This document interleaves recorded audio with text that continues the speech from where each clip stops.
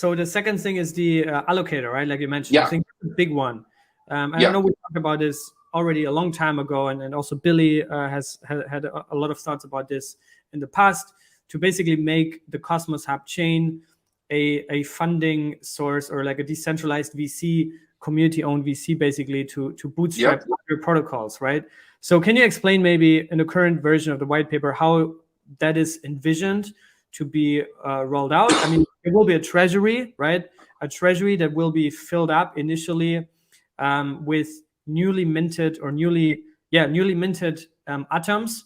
In the original 2.0 white paper, that was supposed to be a one-time big mint, or like a big mint over a couple of weeks, I think 9 months. Mm-hmm. Now, I think we are going to switch to a tranche model that is community gate or governance gate capped. So we'll have 4 million atoms in the first tranche, and then from there we'll see how the demand is and all these kind of things. So can you talk a little bit about the treasury? How projects will be selected, who will decide which projects to fund, and what is the revenue model for the Cosmos Hub? I think a lot of that is up to the community as far as the actual structure on what the councils look like and how we're going to structure the sub DAOs.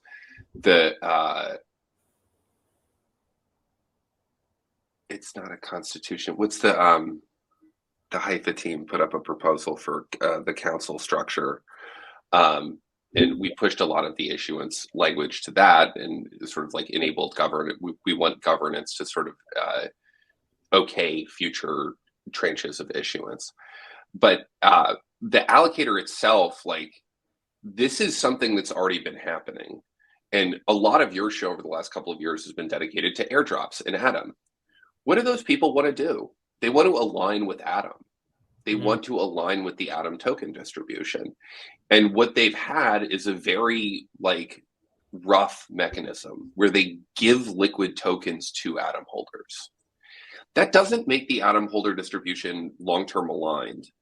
And in fact, it allows for very quick value misalignment.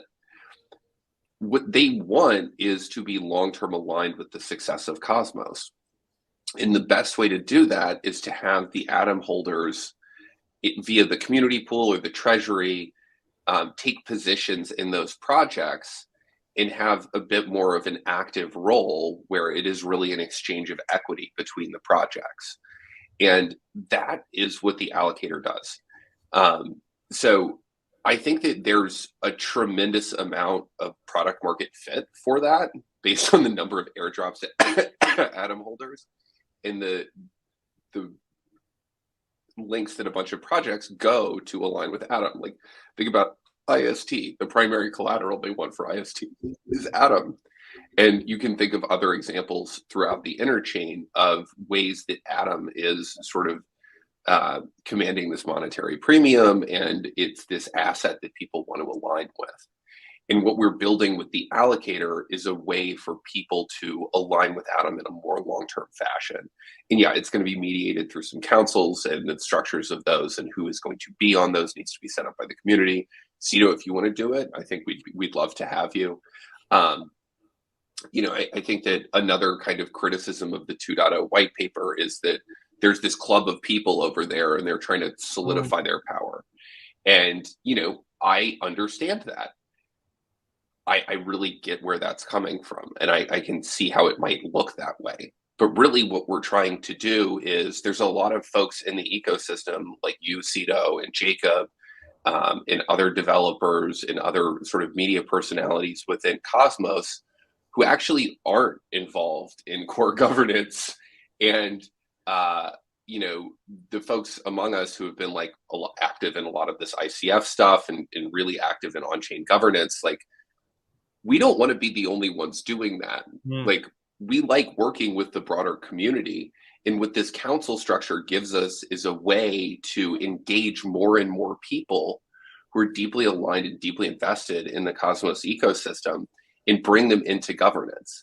I think a big part of the Cosmos thesis is that the broader set of token holders will bubble up more and more ideas than just a small set of people running the project. And practically, it's been kind of the core teams. But I think that what that's kind of hidden is like, I was a lone Ronin for a while. I didn't work for anyone for most of 2020 and 2021. You know, I had a series of jobs. I was at Akash for a little while, and then I was doing some consulting for some. But you know, Adam has been able to bring in these kind of outside voices that are not from the core team. But it's been like a first small circle. What this council structure will allow us to do is bring in a lot more people from throughout the ecosystem and give them actual positions within Atom governance.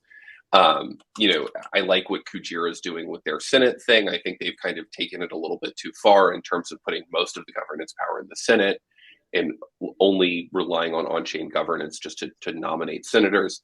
But, you know, we're likely to see many more experiments in this kind of decentralized governance thing.